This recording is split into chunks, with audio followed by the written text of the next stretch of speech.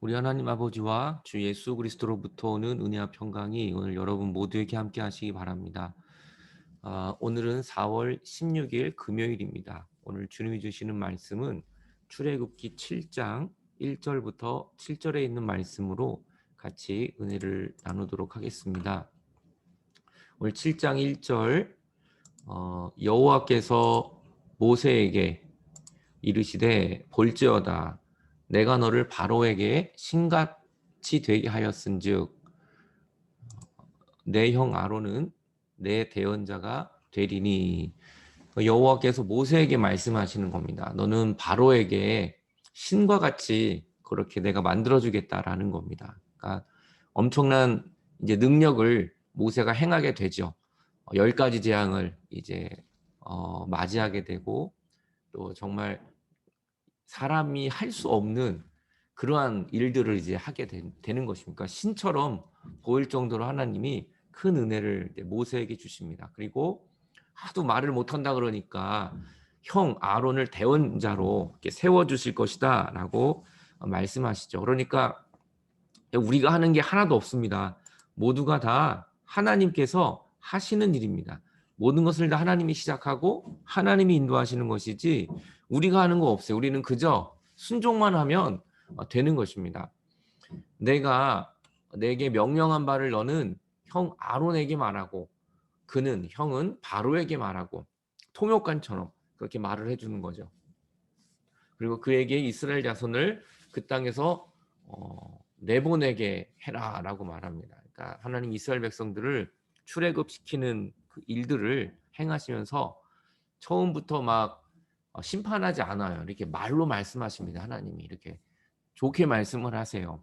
하나님도 우리에게 늘 말씀으로 이야기하십니다. 또 사람을 통해서 말씀도 하시고요. 또 성경 말씀을 통해서 우리에게 말씀하십니다. 3절 말씀을 볼까요? 그래서 내가 바로의 마음을 완악하게 하고, 그래서 하나님이죠. 하나님께서 그 바로의 마음을 완악하게 하신다고 하세요. 그리고 내 표징과 이적을 애굽 땅에서 많이 행하게 할 것이다.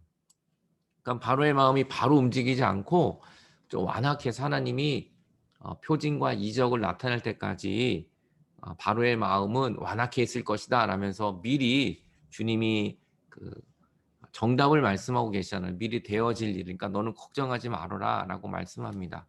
그럼 바로 되는 게 있고 또 잘 안 되는 게 있죠. 우리가 살다 보면. 하지만 다 거기엔 하나님의 뜻이 있는 거예요. 오늘 하루도 이런 완악한 사람 만날 수 있습니다. 하지만 거기에 하나님의 계획과 섭리가 숨겨져 있는 것을 우리는 믿고 나가야 됩니다.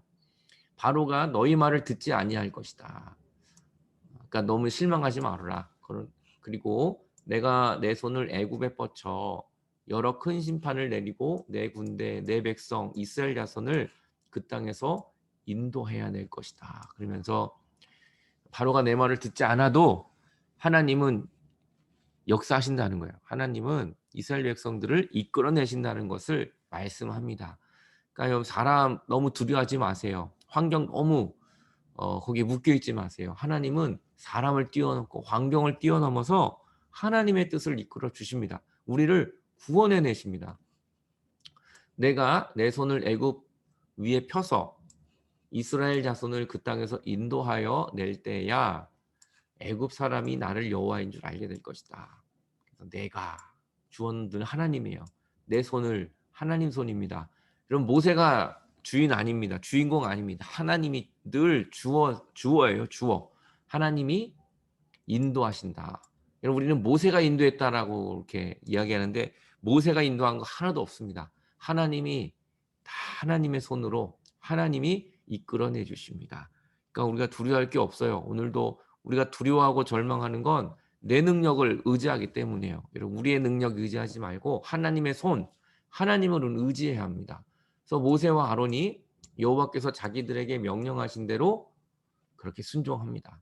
하나님 말씀하신 그대로만 우리는 하면 돼요. 여러분 내 뜻이 이루어지지 않았다고 실망하지 마세요. 더 좋아해야 돼요. 내 뜻이 이루어지지 않아야 하나님의 뜻이 이루어지기 때문입니다.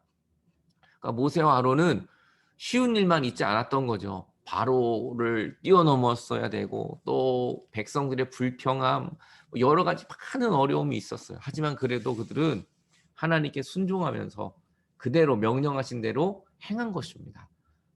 여러분 오늘도 하나님의 말씀 명령대로 순종하는 우리들이 되시기 바래요. 근데 그때 그들이 바로에게 말할 때 모세의 나이가 80이었고요. 아론은 83세였습니다. 여든셋 고령입니다. 물론 모세가 120세에 죽게 되죠. 3분의 1을 인생의 3분의 1을 살아온 그 시점에서 하나님이 모세를 부르고 모세를 쓰십니다. 여러분 나이가 많고 적음이 전혀 문제되지 않습니다.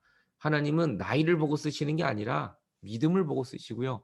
그 순종을 통해서 역사하는 겁니다. 오늘 여러분 80세 되셨어요? 83살이 되셨어요? 조금도 그 나이는 중요하지 않습니다. 하나님 우리를 80살에도 90살에도 100살에도 우리를 쓰십니다. 반대로 10대 때도 하나님 우리를 쓰세요. 다윗도 쓰시고 요셉도 쓰시고 20대 30대 주님은 다 쓰십니다.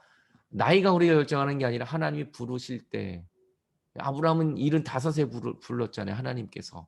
여러분 주님이 부르시는 그 음성을 들을 때가 바로 우리의 인생의 축복이 시작되는 것입니다. 오늘도 하나님 말씀에 순종하고 믿음으로 나아가는 여러분들 되시기 바랍니다. 기도하겠습니다. 하나님 오늘도 우리가 정말 우리 앞에 바로가 있고 또 넘어야 될 많은 산들이 있지만 오늘 우리가 믿고 순종합니다. 모세처럼 아론처럼 주님 우리는 아무것도 아닙니다. 정말 주님이 말씀하시는 것에 순종하며 나아가는 우리의 믿음이 되게 하여 주시옵소서. 예수 그리스도의 이름으로 기도하옵나이다. 아멘. 오늘도 말씀에 동참해 주셔서 감사합니다. 저는 주일날 또 뵙겠습니다.